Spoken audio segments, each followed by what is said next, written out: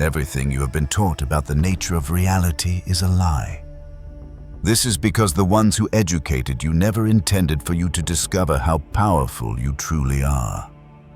From the very moment you drew your first breath, you were born into a world of illusions, not by chance, but by deliberate design. It is a world that conditions you to believe in limitations, in death as a finality, in the linear progression of time, and in a chaos devoid of meaning. Yet, hidden beneath the noise of modern existence, buried under layers of distortion and systematic denial, there is an ancient current of truth that was never lost, only concealed. Thoth, the ancient figure revered across Egyptian, Greek, and Hermetic traditions, did not leave behind myths. He left behind a manual, a system, a blueprint for mastering reality that has been intentionally buried under the rubble of empire, academia, and spiritual half-truths. These are not feel-good mantras or recycled social media wisdom. These are real teachings, dangerous ones, the kind that do not just change how you think, they change who you are. And once you see them, you cannot unsee them. You were never meant to know this. That is why no one ever told you. Thoth's teachings were not simply misplaced or forgotten. They were buried on purpose, not by the passage of time, but by institutions that were terrified of what they reveal. For thousands of years, knowledge that could awaken your true nature was methodically concealed, discredited, or repackaged into hollow fragments. This was not a matter of historical oversight. It was a strategic operation to keep humanity bound to the visible, the measurable, and the controllable. Because if people understood the depth of what Thoth taught, they would not just start asking different questions, they would start building a different reality. This knowledge threatened power, not political power, but the power over perception, the kind that keeps empires standing, religions in control, and systems unquestioned. When you realize that consciousness creates form, when you understand that thought shapes time, and that your mind can literally alter the structure of matter, the idea of authority begins to crumble. No ruler, no system, no dogma can stand on ground where every individual is a sovereign architect of reality. That is why Thoth's blueprint was encoded in symbols, metaphors, geometry, and riddles, because it had to be preserved, but not so obviously that it could be destroyed. His wisdom was not just stolen, it was inverted. The same societies that condemned esoteric teachings as heresy used them behind closed doors, in secret orders, royal bloodlines, and priesthoods. Many built their inner rituals directly on Hermetic truths while feeding the masses superstition. They used the sacred for control while convincing the world it was profane. Over time, these teachings were watered down, coated in mysticism, or dismissed entirely as fiction, the emerald. Tablets became a legend. The law of mentalism became a metaphor, and the sacred geometry of consciousness was turned into academic footnotes or occult fringe material.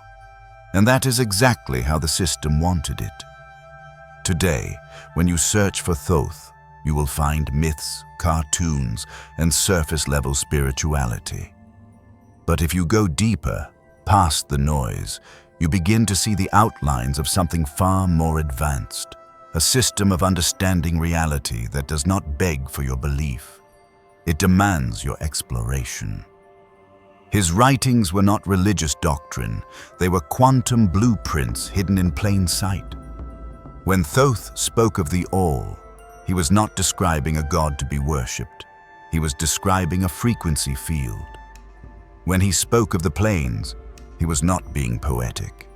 He was describing energetic dimensions. These were not stories, they were instructions. But here is the part that most people miss. This system was never meant to stay secret forever. It was designed for the moment humanity reached a point of readiness. That moment is now.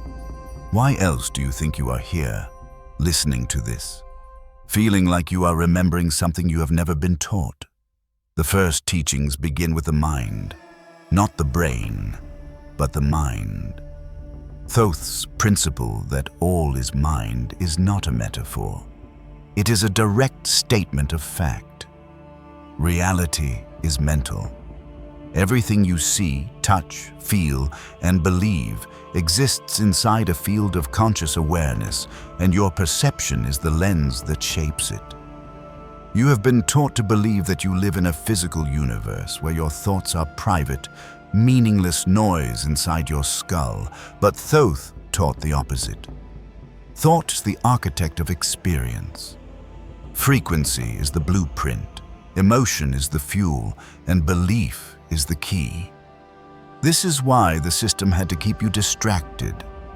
Every mechanism around you, from the education system to entertainment, religion, and even language, is designed to disconnect you from your power to shape reality. You are told to focus on what is real, what is scientific, what is logical, but only by the definitions they have approved. And yet, the very science they revere is now catching up to what Thoth knew thousands of years ago.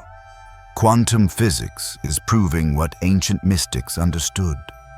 Observation alters the outcome, intention shifts matter, time is not linear, and energy responds to awareness. Thoth's teachings were not primitive beliefs. They were advanced technologies of the soul. His truths threaten the entire infrastructure of modern thought because they make one thing clear. You are not a servant of the system. You are a system. And once you remember how to access it, everything changes. The universe is not made of matter. It is made of mind. That is not philosophy. That is physics.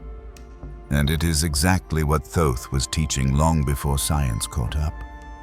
He did not waste time explaining gods with human emotions or spinning myths to keep people obedient. He gave instructions, pure, functional, esoteric technologies dressed as spiritual ideas designed for those ready to see beyond the surface. When Thoth said, "All is mind," he was not offering an opinion. He was laying out the foundation of how reality operates. Thought is the substance behind substance. The world you experience is not happening to you. It is being filtered, shaped, and reflected by your state of consciousness. And the moment you understand that, you stop living as a victim of circumstance and begin operating as a conscious participant in creation itself. This is where it gets uncomfortable for some because it places responsibility back in your hands. If your thoughts, frequency, and emotional state are crafting your reality, then the chaos in your life is not random. It is reactive. Not always your fault, but always a reflection. Thoth called this alignment. He taught that when your thoughts, emotions, and actions operate in harmony with the laws of the universe, reality bends with you, not against you, and that is not manifestation in the water deep. Upon a star sense, it is mechanics. Consciousness is causal, everything else is effect. He also broke down how vibration is the architecture behind all form. What you call solid objects are just frequencies slowed down into visibility. You do not see the field, you see the freeze frame. But underneath every person, every object, every emotion is a vibrational code. Shift the code, and the form changes. This is why rituals, sound, symbols, and even intention are not superstitions. They are tools, real tools for real work. The ancients were not primitive. They just spoke in a symbolic language because truth that is this powerful cannot be handed to just anyone. It has to be activated. Modern science calls it quantum field theory. Thoth called it the Great Mental Plane. But the idea is the same. The field responds to consciousness, and when you begin working with that truth intentionally, things begin to move, internally, then externally. Reality stops being static. Synchronicities accelerate, patterns shift. The magic you once laughed at or feared begins revealing itself as law in motion. You do not need belief. You need alignment. Thoth's teachings go deeper than just creating your reality.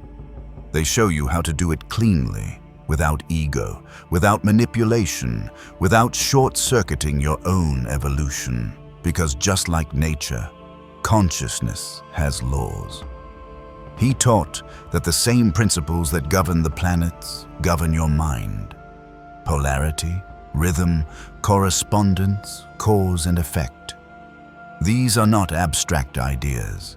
They are operating systems. When you are out of sync, your life feels unstable, reactive, confusing. When you align with them, the external world becomes a mirror that works with you instead of against you. And that is why most people never experience their own power. They try to control the external without ever mastering the internal. They use rituals like spells, affirmations, and intention boards without understanding the principle behind them. Thoth taught that power without wisdom is destruction. That is why true esoteric knowledge was always hidden behind initiation. It was not about secrecy. It was about responsibility. If you can shift reality by shifting your mind, then the quality of your thoughts becomes your sacred duty. You have been trained to think that spirituality is separate from science and that consciousness is some byproduct of brain chemistry. But Thoth showed that consciousness is primary, that everything physical emerges from the mental, not the other way around. This flips the entire materialist worldview upside down. It also means that your personal evolution is not limited by what you see, but by how you think. Every limit you accept becomes part of your field. Every belief you challenge weakens the illusion. The teachings of Thoth were never about worshipping deities or escaping the world. They were about taking your place within it as a co-creator, not a god above others, but a conscious participant in the greater intelligence that animates all things, a drop of the all with the capacity to remember itself. That is what they did not want you to know. That is what the noise of modern life is designed to drown out. But now, the signal is coming through again, and this time, you are ready to hear it. You were taught that time moves in a straight line, from past to present to future. That you are born, you age, and then you die. One direction, one path, with no way back. That was the first lie. Thoth did not just reject this concept, he dismantled it. He taught that time is not linear, but spiral. It loops, it folds, it expands and contracts depending on your state of consciousness. The past is not gone. The future is not waiting. They are both happening now. This is not a poetic metaphor. It is literal instruction. You are not walking through time. Time is unfolding through you. This is one of the most radical teachings in the Emerald Tablets and one of the most suppressed, because if time is not fixed, then your fate is not either. If you can access other points in time consciously, you are no longer bound by the scripted version of life the system has designed for you. You are not a bystander. You are a navigator. Thoth mapped this through symbols, numbers, and geometry. The spiral, the infinity loop, the Ouroboros. These were not decorations. They were codes, markers of how energy and awareness move through dimensions. When Thoth said, "Man is a flame bound to a mountain," he was speaking about consciousness trapped in matter, confined to a timeline until it remembers it can move. And when it does, everything changes. The events you thought defined you begin to unravel. You start to see patterns, echoes of past choices looping into present moments. Déjà vu, dreams, intuition, sudden emotional shifts. They are not glitches, they are bleed-throughs. Pockets in the spiral where time collapses and the linear illusion breaks. Most people ignore them, but the initiated use them. According to Thoth, those who awaken to the spiral nature of time can move through it with intention, not by hopping into a time machine, but by tuning their frequency. Memory is not just in the mind, it is in the field. And the future is not somewhere you arrive at, it is something you broadcast. When you align your thoughts, emotions, and energy with a specific version of the future, you start to collapse probabilities. The field responds, synchronicities accelerate, and the timeline shifts. This is not fantasy. This is a forgotten science. Indigenous cultures, mystics, and quantum physicists have all touched upon it in different ways. But Thoth was one of the first to teach it systematically. He described how certain states of meditation and ritual can dissolve the illusion of time entirely, allowing the practitioner to receive knowledge, healing, and even transformation from other points along the spiral.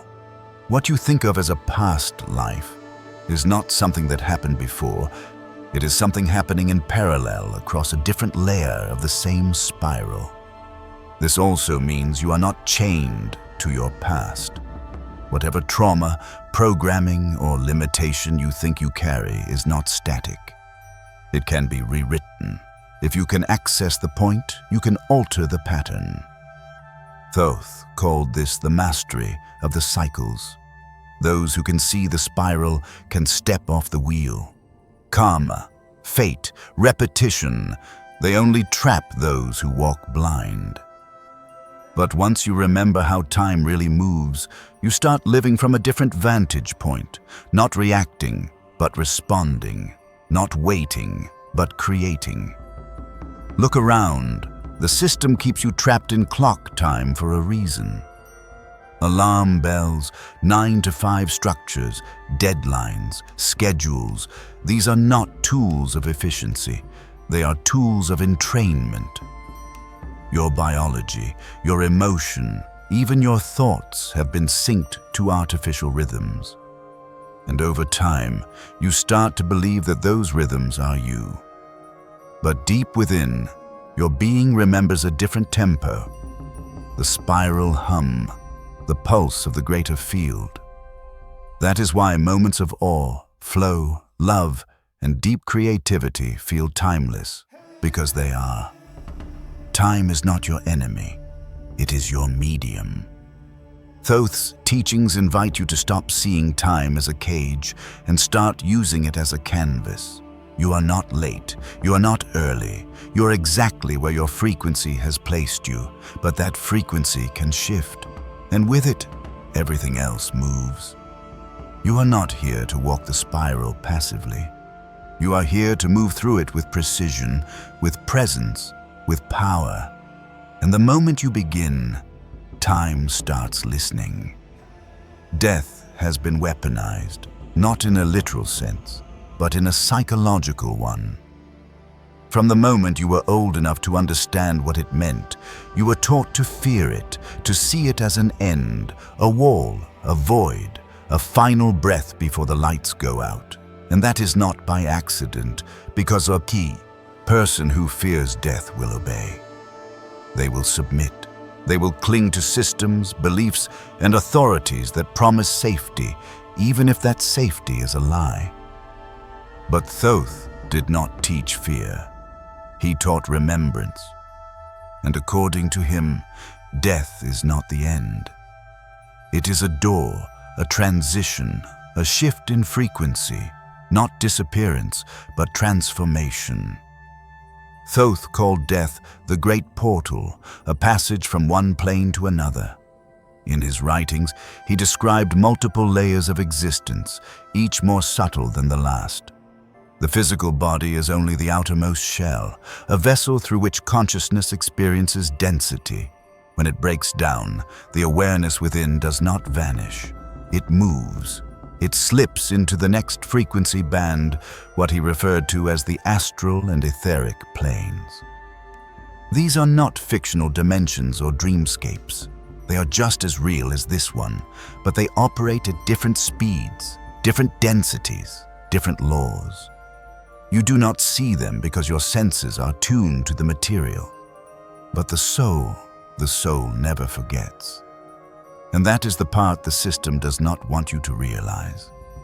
If you understood that your consciousness continues, that your essence cannot be destroyed, you would not be so easy to control.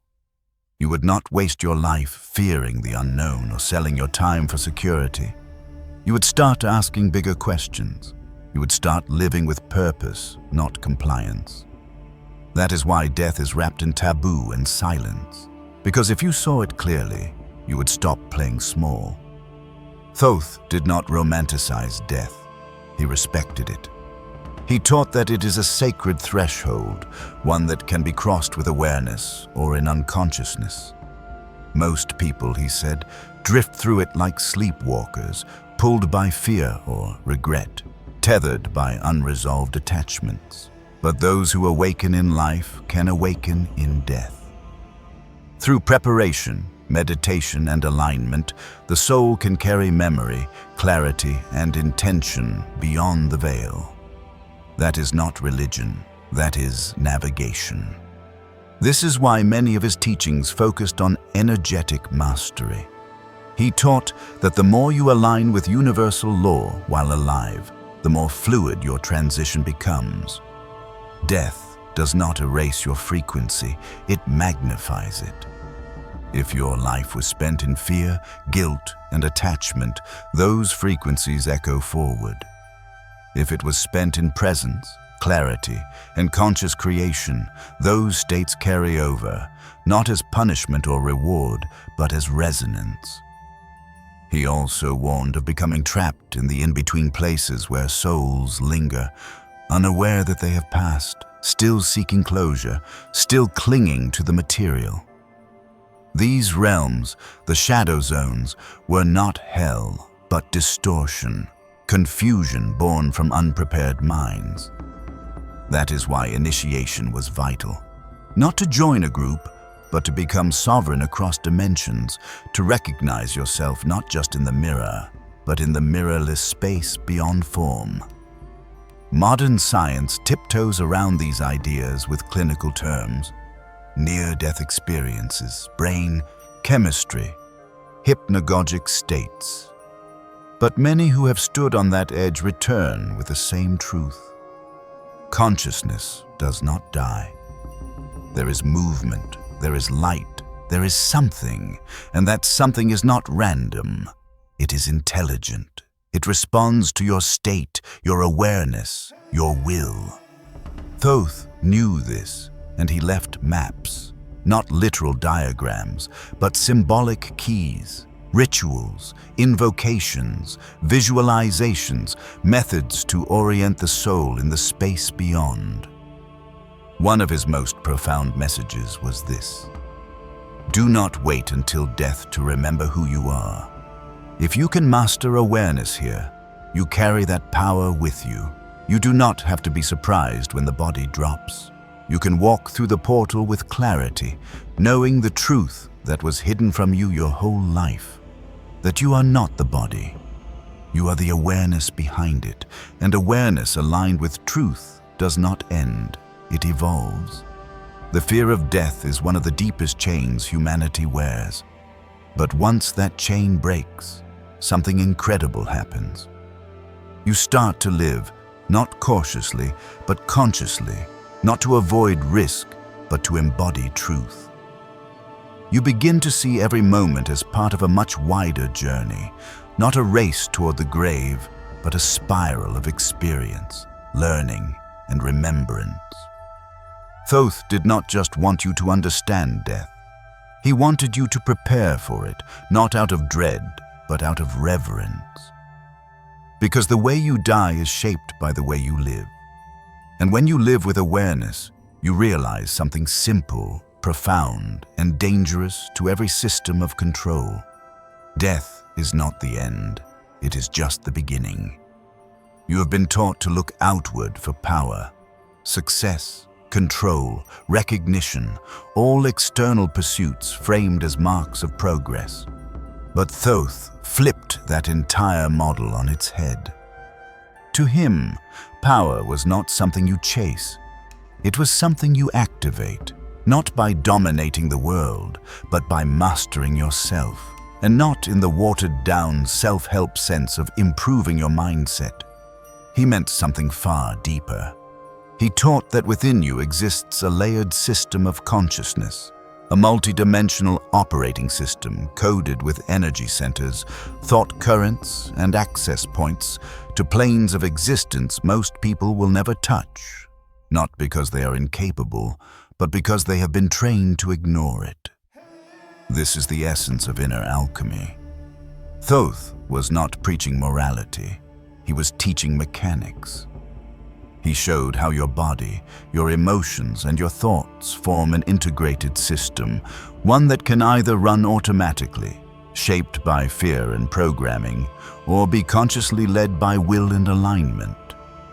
He described the human being not as a singular entity, but as a blend of forces: the physical body, the energy body, the mental plane, the causal layer, the higher self. Each one with its own rules, its own function, its own gateway to greater awareness. And the key to awakening them? Responsibility.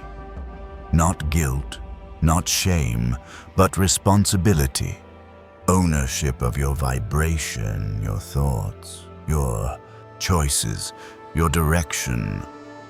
Thoth did not offer salvation. He offered tools. Rituals, affirmations, silence, breath, geometry, sound. These were not decorations for spirituality.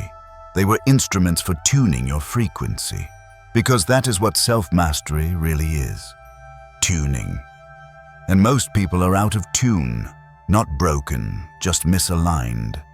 Their emotional bodies are hijacked by unresolved trauma. Their mental fields are clouded by distraction and fear.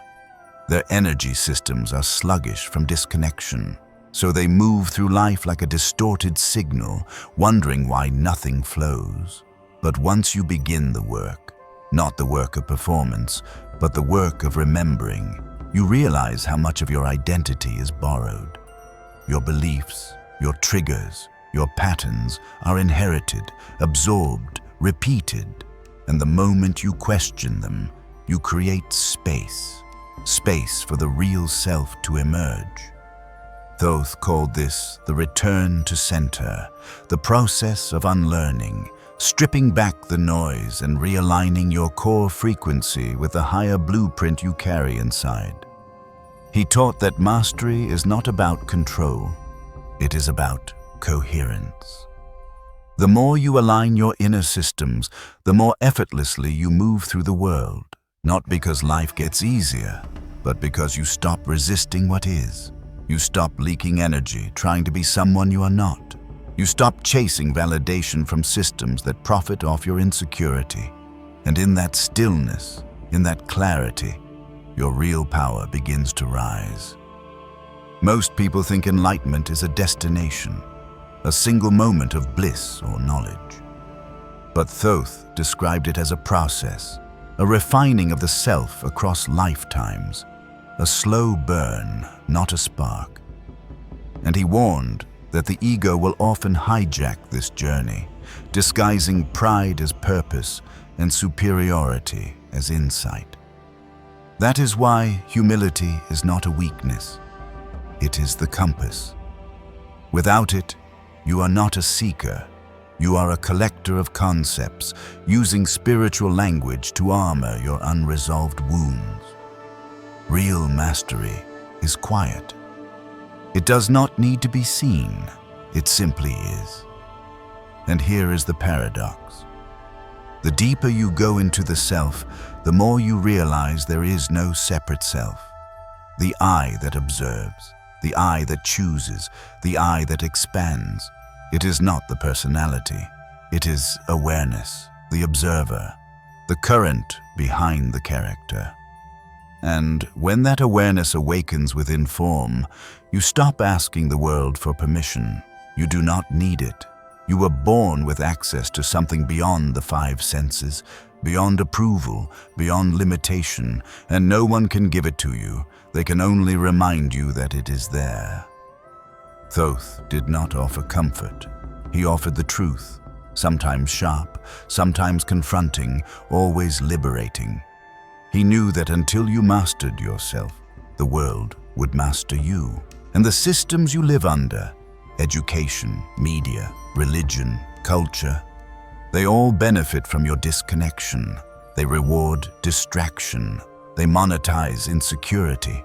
They glorify image and suppress depth. And if you do not reclaim your inner space, they will fill it for you with noise, with fear, with false gods and broken promises. But once you begin the path of mastery, real mastery, not performance, you become dangerous to the system. Not because you are loud, but because you are clear. Not because you rebel, but because you remember. And that remembering is the spark, the beginning of a life that is no longer dictated by external scripts, but is directed from within. That is what they never wanted you to realize, that all the power you have been searching for has been living in you the entire time, waiting not for permission, but for your attention. The reason you have never heard these teachings is not because they are obscure. It is because they have been buried, intentionally, methodically, and over generations. The system you live in was not built to empower you. It was built to shape you, to train your perception, to decide for you what is real, what is credible, and what is safe to explore. And anything that threatens that control gets buried, discredited, or rebranded until it is toothless. That is exactly what happened with the teachings of Thoth. This was not just historical erosion. This was a strategic erasure. When empires rose, they did not just conquer land, they conquered memory. Knowledge that could not be used to control the masses was hidden behind walls of symbolism, locked away in secret orders, or mocked into myth. Thoth's writings, his codes, his system of initiation, they were too dangerous to leave in the open, so they were distorted. His name became a cartoon, a caricature. His teachings were split apart, scattered across religions, philosophies, and mystery schools, never to be reassembled in full. You got fragments, echoes, but not the source. The modern world does not fear fantasy. It fears the truth. And truth, when it is ancient, unfiltered, and empowering, is a direct threat to institutions that profit from your confusion. Universities call it a myth. Religions call it blasphemy. Science calls it pseudoscience. The media calls it conspiracy. All of it is the same tactic. Ridicule what cannot be controlled. Reduce it to entertainment. Keep you distracted with versions of reality that feel safe, familiar, and predictable. But look closer. The fingerprints of Thoth are everywhere if you know how to see them. They appear in architecture, in symbols carved into government buildings and monuments. They whisper through the language of secret societies, many of which were founded on hermetic principles and then hollowed out into gatekeeping institutions.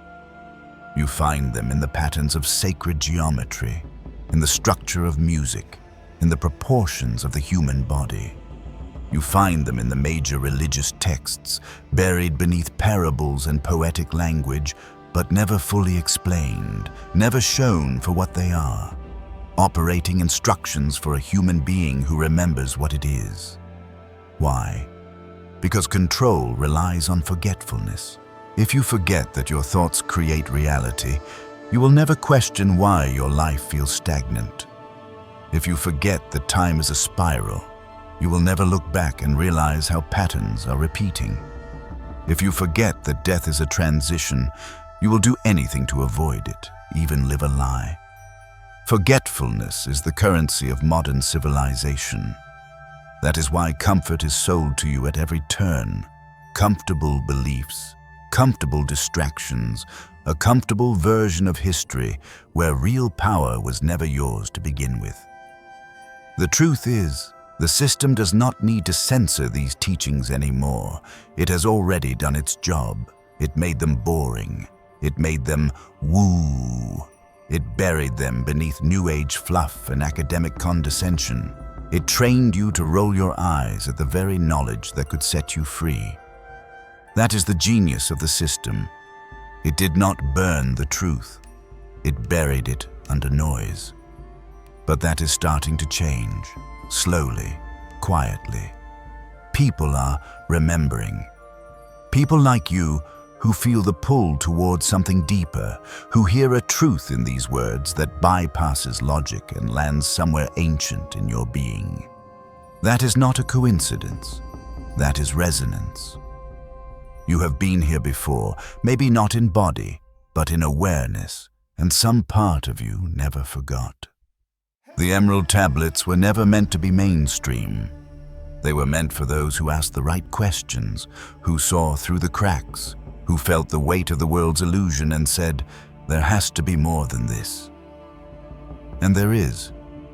But you will not find it in a textbook or a trending video. You will find it by peeling back the layers of conditioning, by stepping outside the narrative you were handed and into the one you were born to remember. This is why they have hidden it, because a person who remembers cannot be manipulated, cannot be sold a false purpose, cannot be herded like cattle into belief systems that strip them of their sovereignty. Thoth's teachings were never about worshipping him.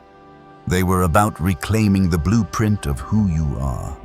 Not a consumer, not a follower, not a passive participant in a dying system, but a conscious architect of your own reality. And the moment enough of us remember that, the entire structure begins to crack. You do not need to join a secret society to start this journey. You do not need to wear a robe, light a candle, or chant words you do not understand. Thoth's initiation does not begin in a temple. It begins in the silence behind your thoughts, in the quiet awareness that watches everything but rarely speaks. That space, the one you are barely taught to notice, is the doorway. And that is the great irony. The most powerful knowledge is not locked away behind gates. It is hidden in the one place most people never think to look, within. Thoth's teachings were not about external rituals. They were about internal alignment. The Emerald Tablets were not commandments. They were blueprints for navigating consciousness. He did not tell you what to believe. He gave you a system to experience truth directly. That is initiation, not memorizing ideas, but activating awareness, not adopting a new identity, but shedding the one you never chose. And that is where it gets uncomfortable, because self-initiation means confronting everything you have been avoiding, the distractions, the emotional baggage, the patterns you have normalized but never questioned. Most people think awakening is a lightning bolt, but more often it is a slow burn, a quiet erosion of lies. You begin to notice where you are not free, the relationships that drain you, the beliefs that shrink you, the habits that keep you numb, and then you face a choice. Ignore it and slip back into the dream, or follow the pull, even if it breaks everything you thought was real. That moment, right there, is the beginning of real initiation. It is not glamorous, it is not aesthetic. It is raw, personal, and sacred. Thoth's path is simple, but it is not easy.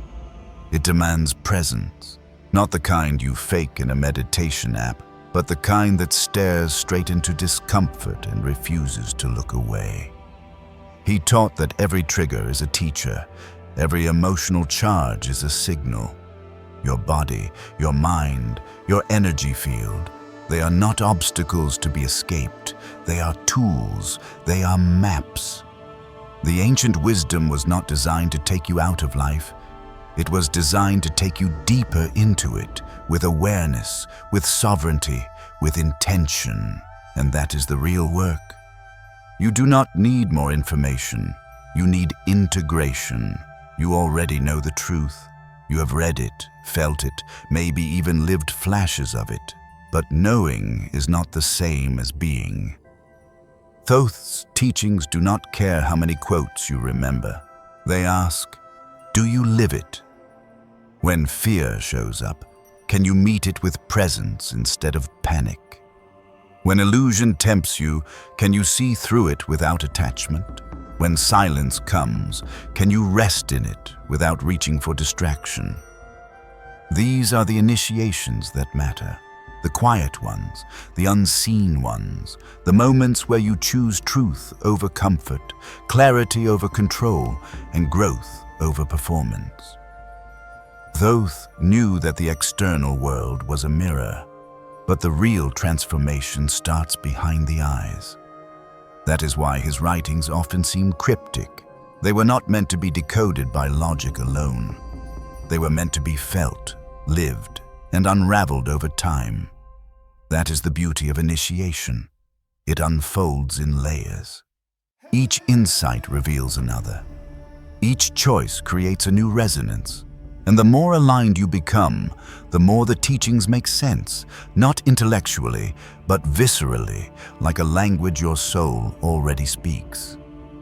You do not need to escape your life to walk this path.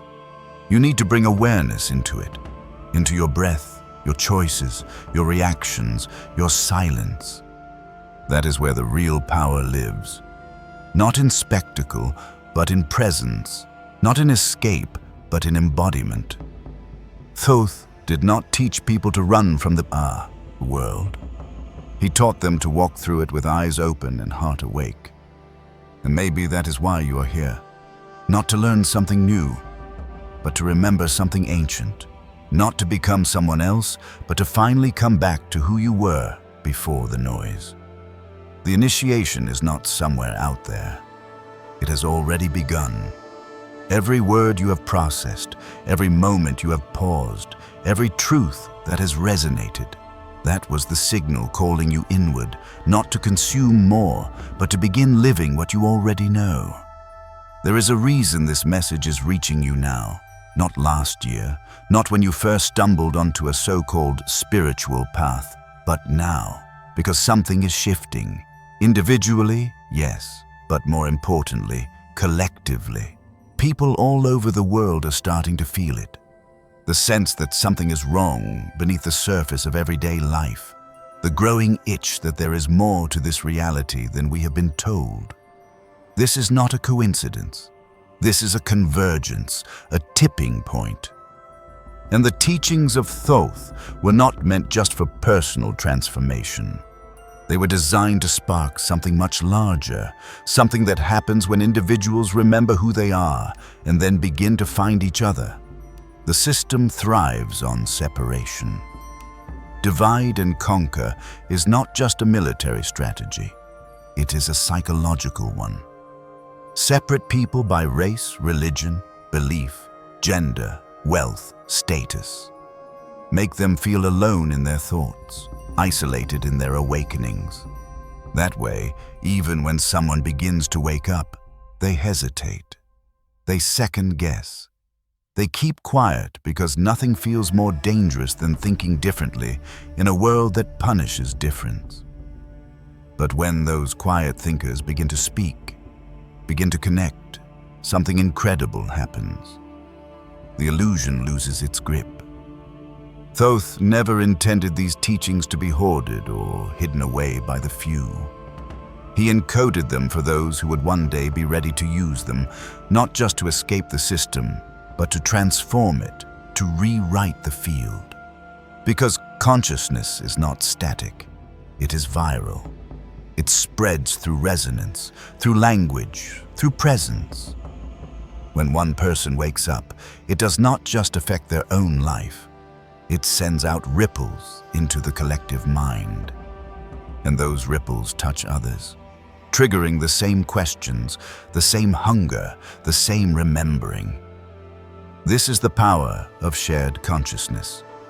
Not a hive mind, not groupthink, but a network of awakened individuals who each bring their own frequency, their own perspective, their own truth, but who are united in one thing, the decision to no longer be controlled.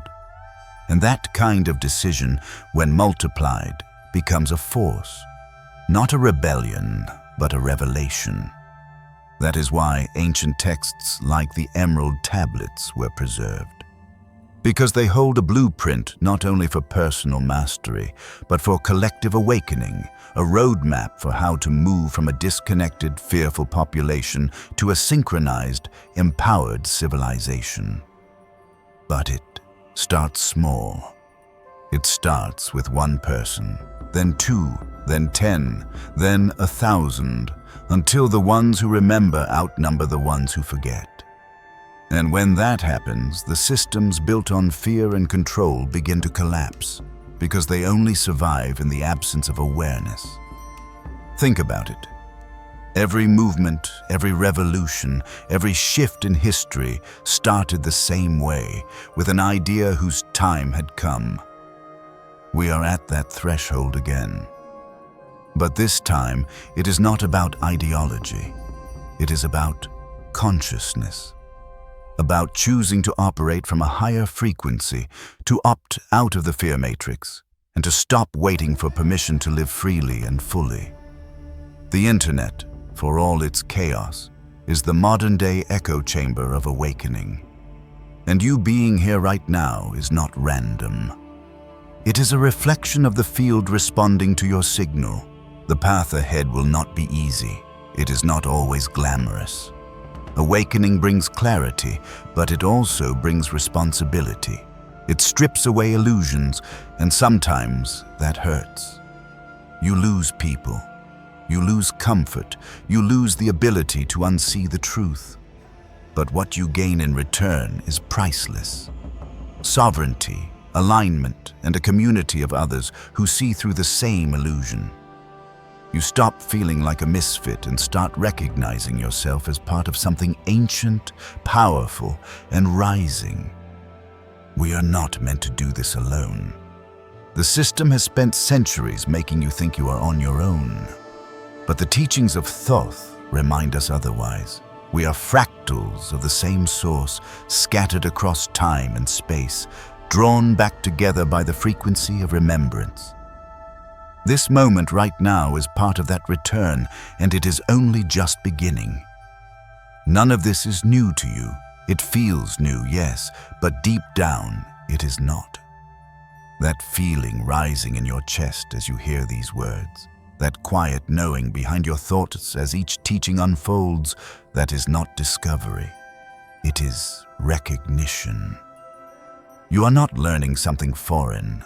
You are remembering something that has always been inside you. Thoth's teachings are not designed to impress your intellect.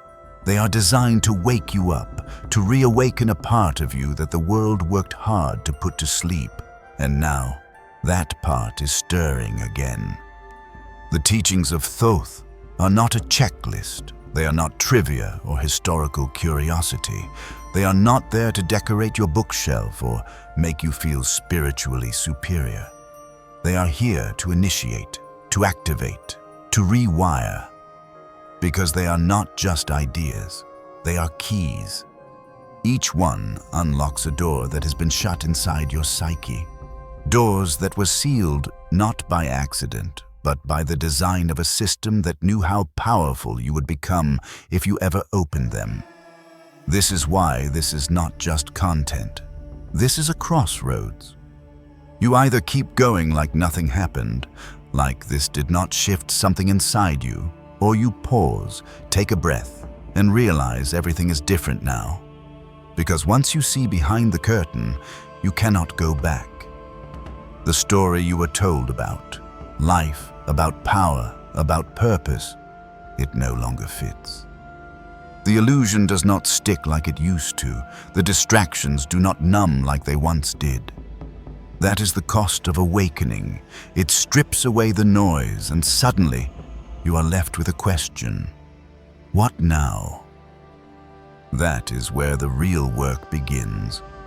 Not the performance of spirituality, not the obsession with aesthetics or quotes or rituals that have lost their meaning, but the inner shift, the quiet integration, the moment you stop outsourcing your truth and start living it, breath by breath, moment by moment, not perfectly, but fully. Because the real essence of Thoth's teachings is this: knowledge is not power, applied knowledge is. Information does not free you, embodiment does. You can know the laws of the universe and still be asleep if you do not live them. You do not need permission. You do not need approval. You do not even need more time. What you need is already inside you. That stillness you have been ignoring, that intuition you have been overriding, that fire you have been told is too much, too intense, too impossible.